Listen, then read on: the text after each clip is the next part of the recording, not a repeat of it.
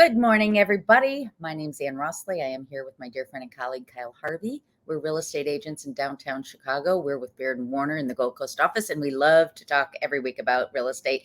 Today is Halloween, and if you have been following us, you know that Kyle is in temporary digs, and that's why perhaps it looks like she's in a haunted house. No, it's not. It's more that there's not enough light. And so I'm doing all sorts of wackadoodle things to make light. So everyone, it's going to get lighter as the morning goes. But have you looked outside yet? I have fog out my window. That's what it's fog. Perfect for Halloween. Yes. Ooh. But we're not going to talk much about Halloween. Yeah. Or even spooky houses, although that would have been a good theme. What is Nobody takes pictures of spooky houses for the MLS. Oh my gosh. Because if you were my seller and you wanted to include a Halloween theme, I would say, oh, it's so sad, the camera broke. Yes,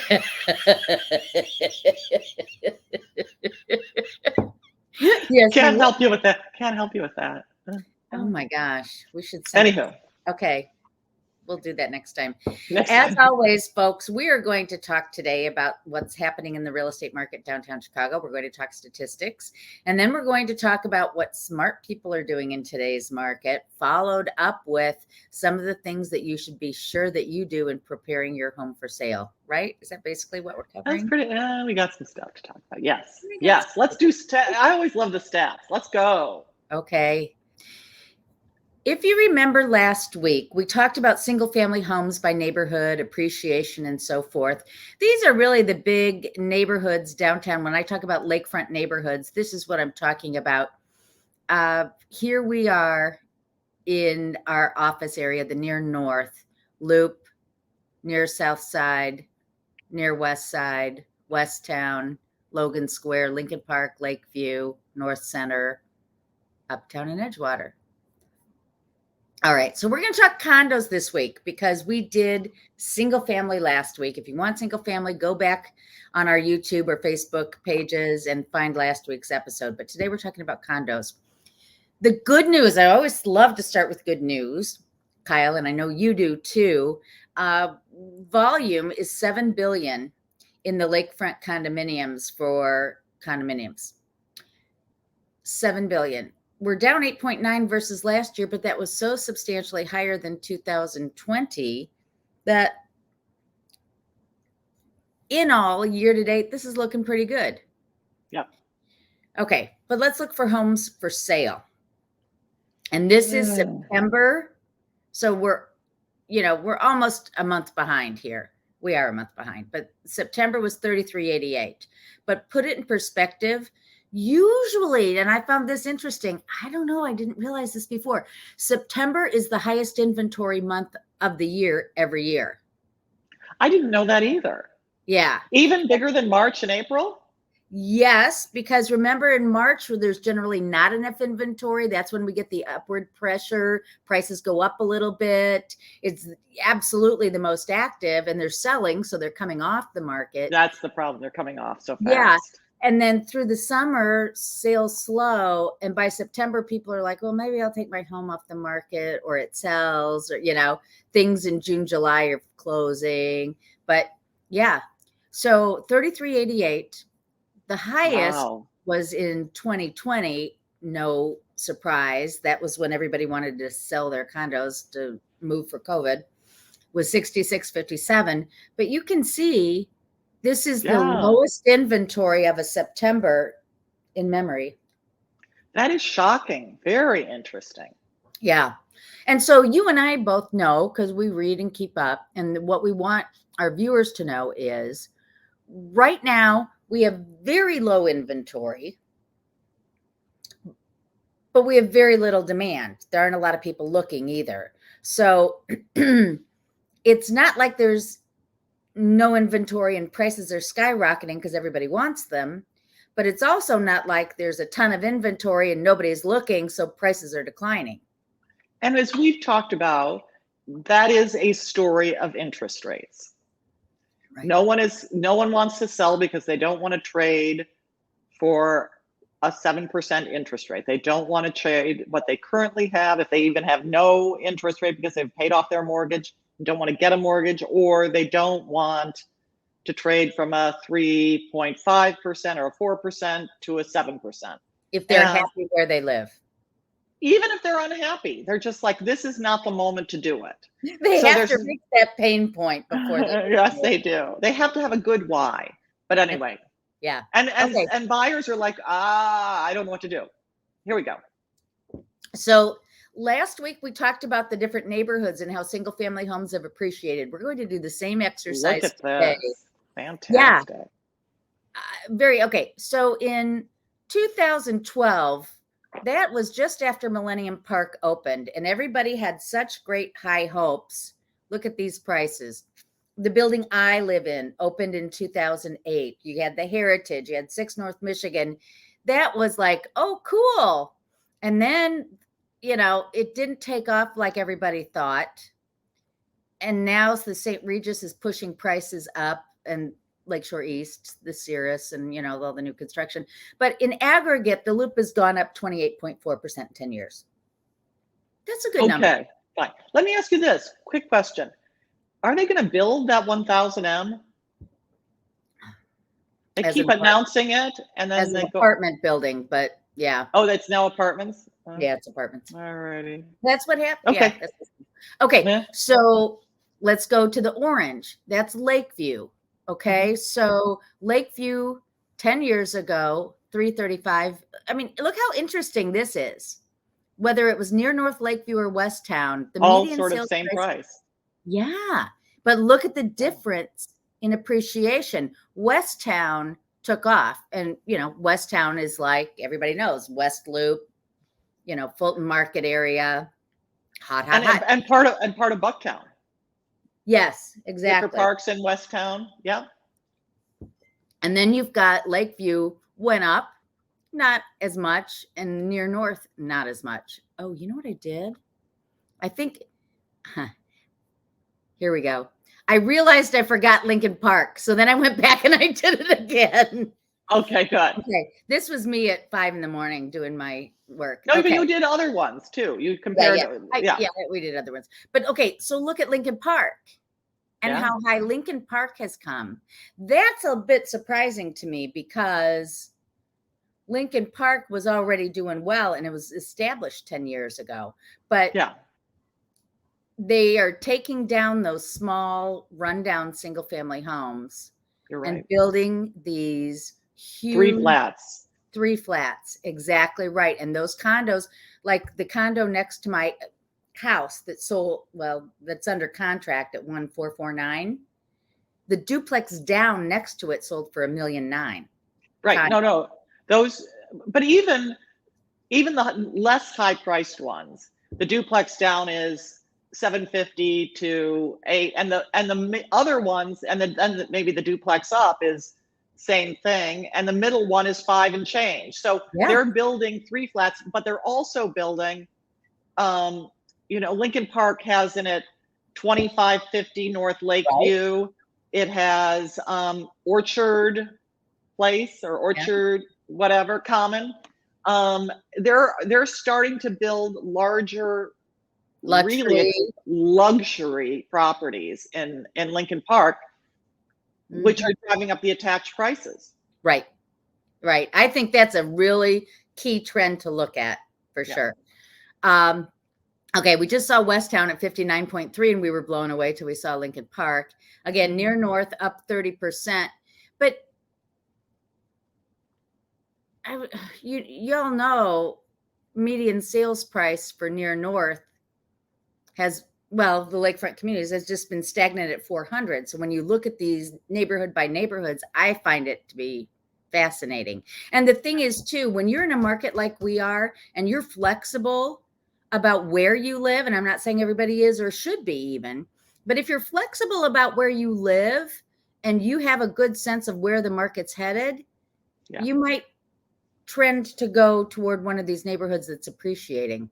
Okay, now I've got the supply of homes for sale, and I thought this was fascinating. Loop and near North, 4 to 5 months worth of inventory.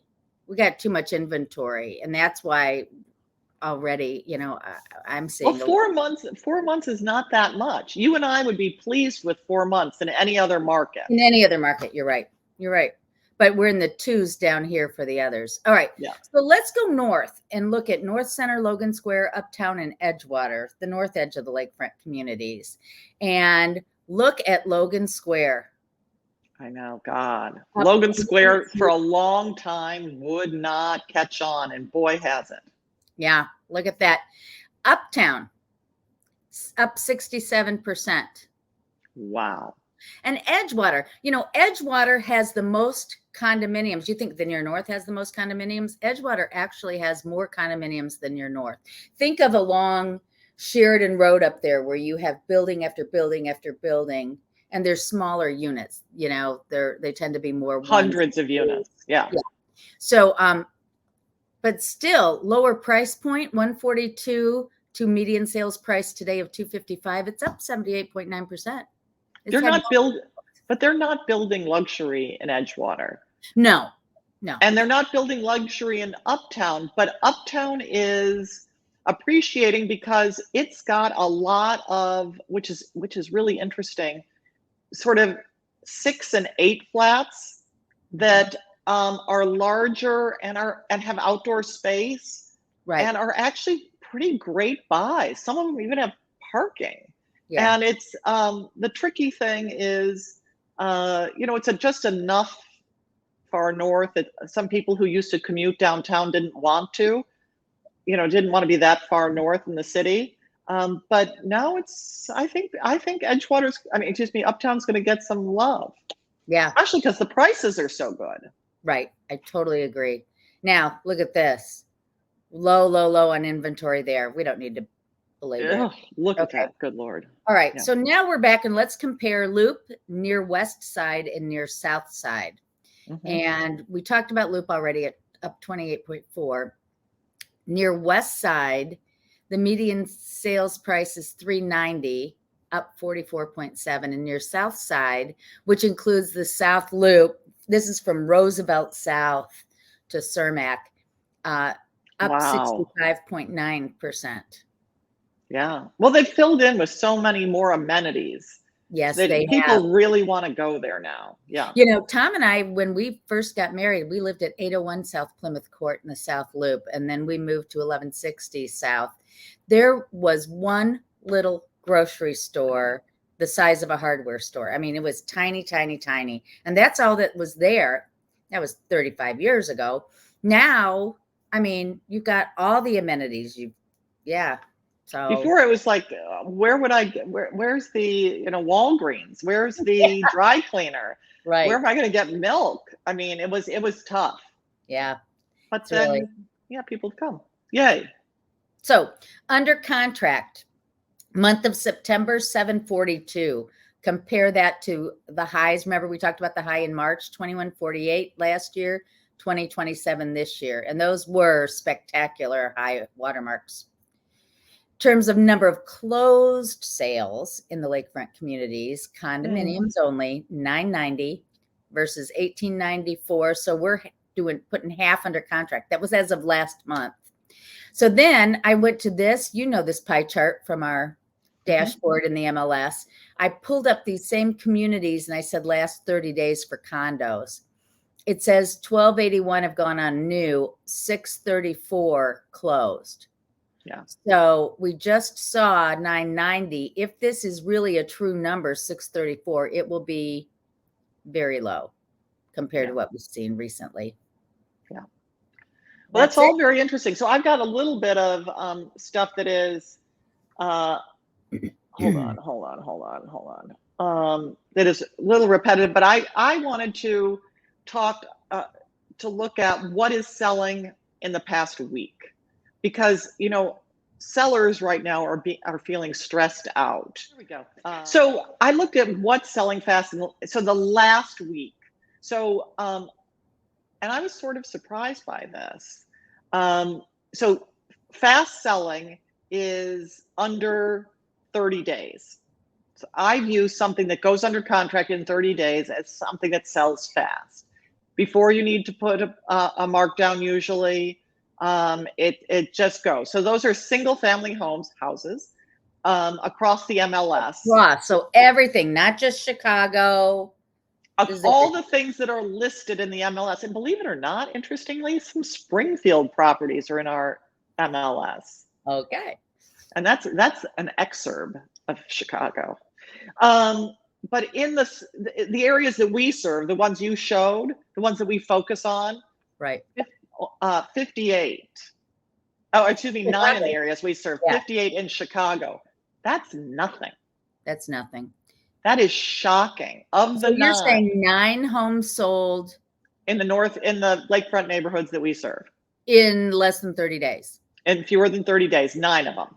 Okay. So I'm just talking about the thing. So what sells fast in Chicago are properties that are priced to sell, not properties that are priced to negotiate or aspirationally priced. But these went on, and by these are going under contract. These are what is gone under contract in the past week.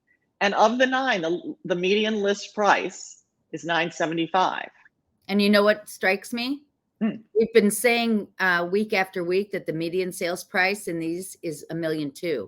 Right. So that tells me that the entry-level single-family home or the bargain single-family home is what's selling fast right now.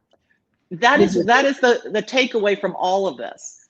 For condos, and that 297 across the MLS. That includes Springfield. That's nothing. 62 in Chicago, 43 in the areas we serve. So remember, these are ones that are priced to sell, ready to sell. The median list price of the 43 was $435,000.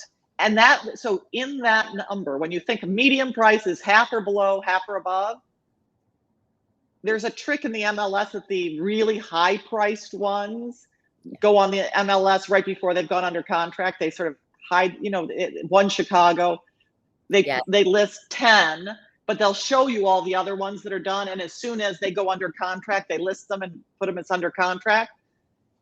That will boost the number on the high end. That's why that number is so high. Could it also be relists? No, it can be relists, but I tried. When we looked at the next one, I factored out the relists. I pulled the relists out.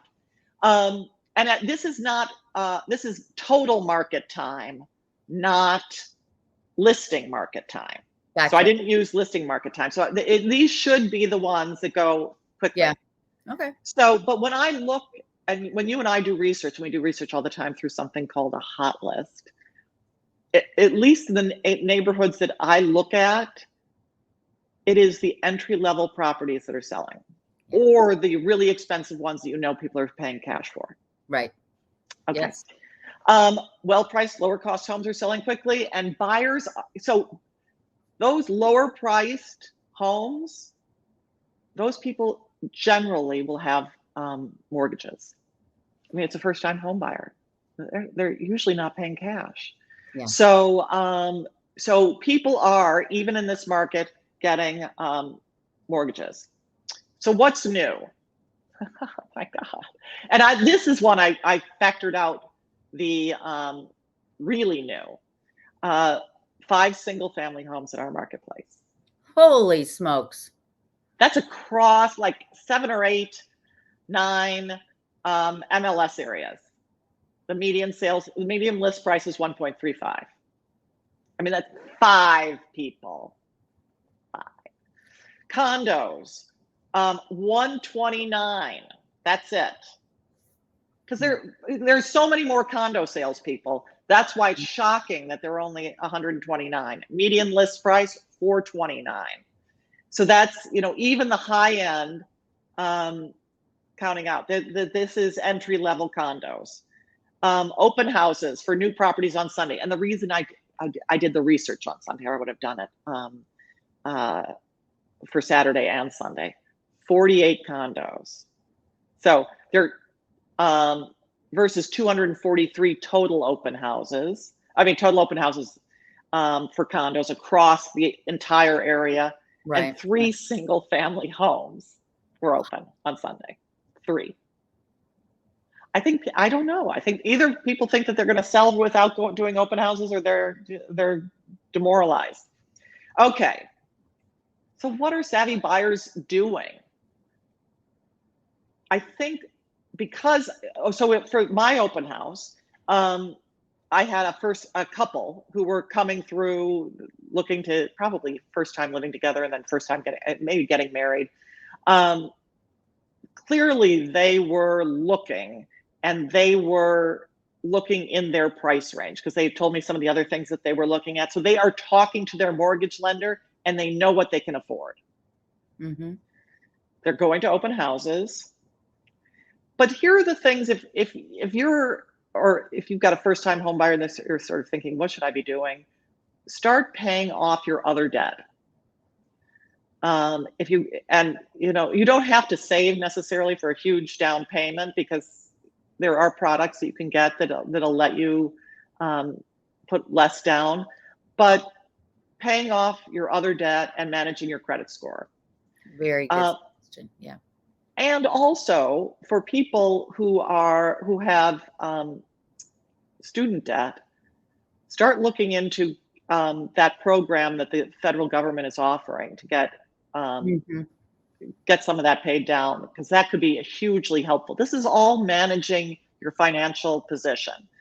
Then working with an agent to find properties that actually meet your goals. For example, your goal, Anne was just talking about this. Your goal is, I actually want to buy in a neighborhood where I'm going to find real appreciation. Well, then we'll introduce you to the neighborhoods where there is appreciation.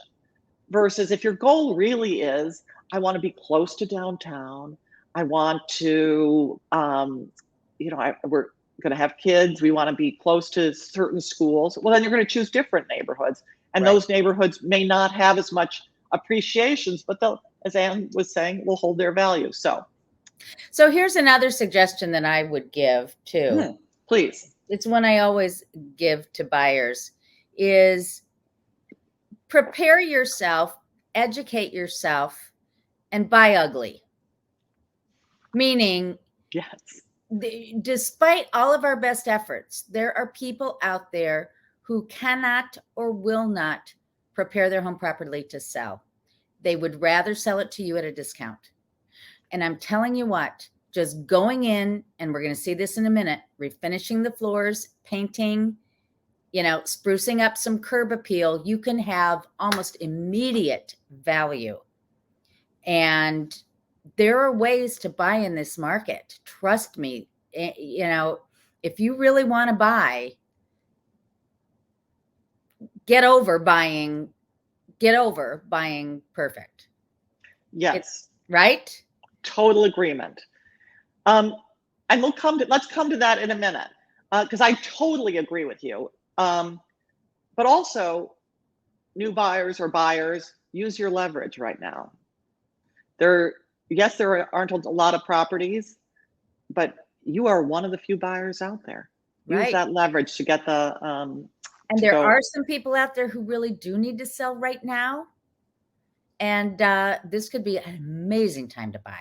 Yeah, amazing. Like, so this is what back like a year from now and go, I know rates were 7%, but shoot, why didn't I do it anyway? Right.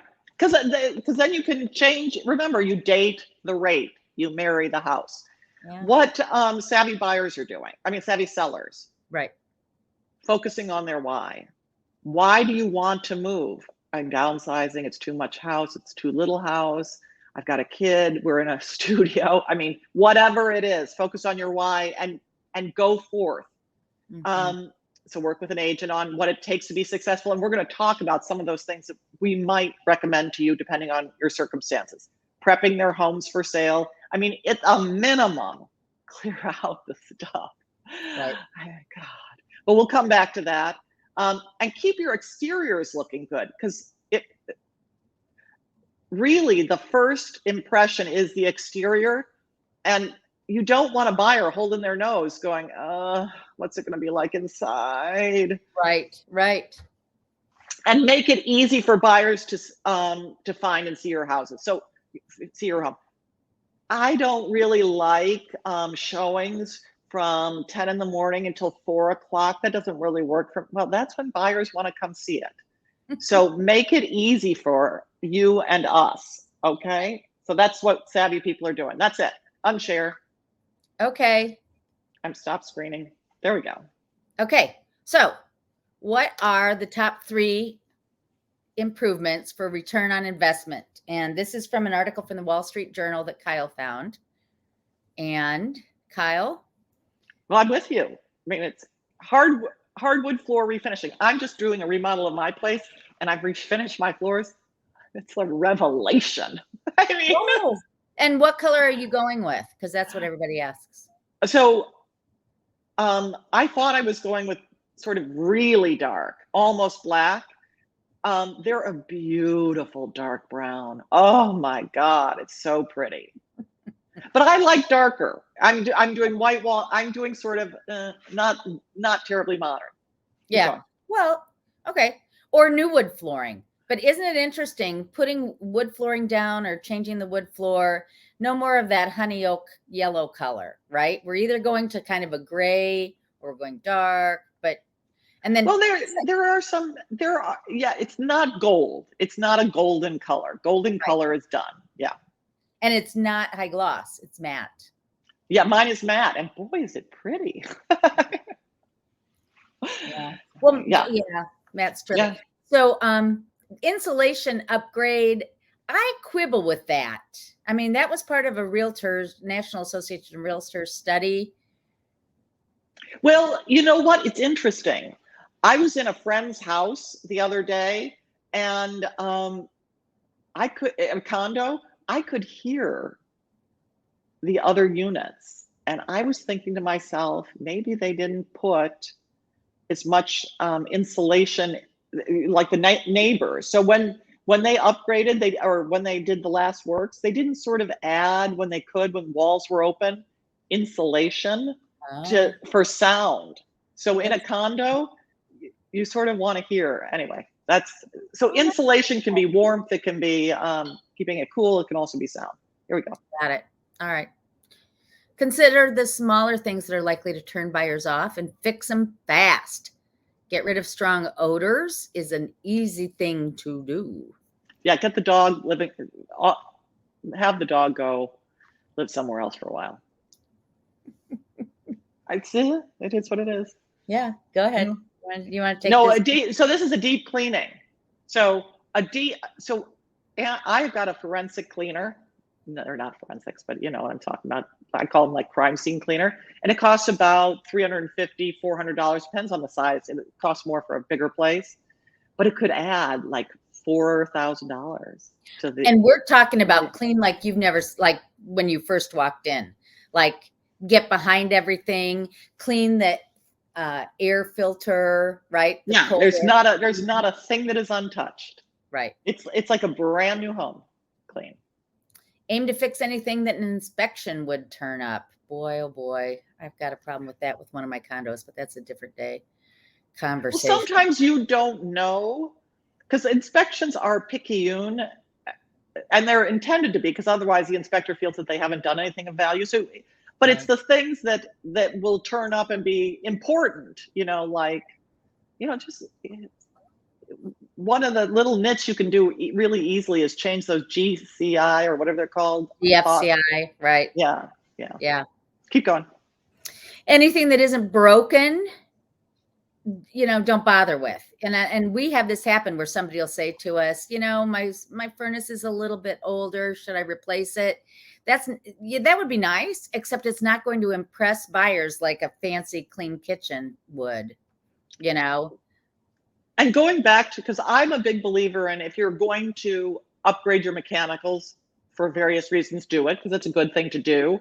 But in this market, it doesn't have a return on investment in the same way as what Ann just said. Right. So offer instead a home warranty for a year, because that'll just take the whole mechanicals thing off the, right, off the table. That's a $600 item roughly. Sold. replacing one for Yeah. 2,500 to 5,000. Right. Yeah, and you can paint cabinets, put on new door pulls, and make a huge difference. And then you mentioned this I before. love this. Don't you Deal. love this? Yeah. Compare and contrast. Now, they don't know whether the resodding will make a difference, but doesn't it take that house from spooky old place where, some murders happened to a place that I might like to see? That's Yeah. nice people live there. People ask me too when their gardens are old and messy and whatever, should I replant and spend a fortune in landscaping? Oftentimes I'll say just put down mulch. Mulch makes Fine. it clean, and people can envision their own plants there, whatever they like, whether they want flowering azaleas or boxwoods or whatever. But it does very similarly to a garden bed, what you see right here. So Yeah, it's make it look alive, not dead. exactly. There you go. All right. Well, thank you. Now we can see the open door. Look at that. Oh, thank you. Good Lord. Thanks In for my watching, haunted house. everybody. We're going to come up with something great to talk about next week. And if you have questions you'd like us to answer, please comment in the Facebook section below or on YouTube, or text us, call us, whatever. We love hearing from you.